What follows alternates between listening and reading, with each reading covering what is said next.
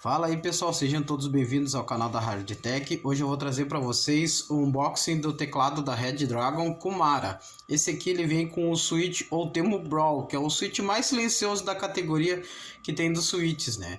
É um teclado bem bacana, ele é modelo TKL, então ele não tem o teclado numérico, mas ele tem as setas, ele tem todos os F e todas as teclas numéricas normalmente, né? Tá lacradinho aqui, então vamos remover rapidamente aqui o lacre, né pessoal?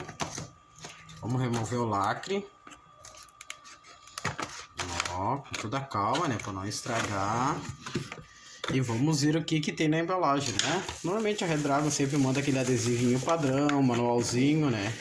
Vamos ver o que vem dentro da embalagem. Tô tirando tudo aqui já, tá?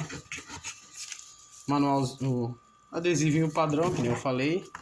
Sacudir não tem nada, ó, só a caixa dele aqui. Acabou tudo que tem dentro, vou botar aqui pro lado. Então ele vem aqui um removedor de switch, um removedor de keycap.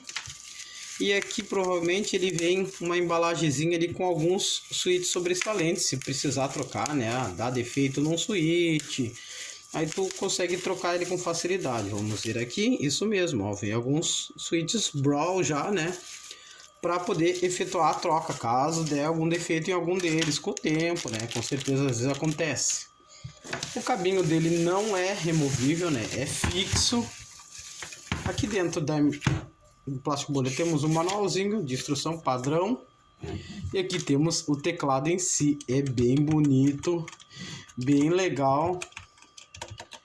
Realmente é mais silencioso que o Blue. Meu outro teclado é o Blue, a diferença é bem grande. Eu posso fazer um vídeo depois, no caso comparando os dois, né? O Switch Brawl e o Switch Blue, para ver a diferença de som. Mas de cara aqui eu já notei que a diferença dele é bem grande de som, ó. Não tem aquele barulho estridente, né? Que é o Switch azul tem, né? Esse aqui é o Brawl.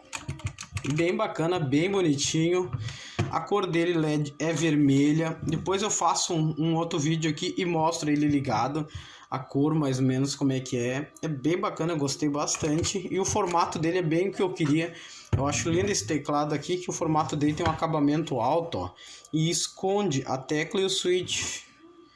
Eu acho muito bacana esse acabamento dele, eu gosto bastante. O meu outro teclado que eu fiz review aqui, já fiz unboxing aqui, é o Red Dragon Lakshmi também, tem aqui no canal.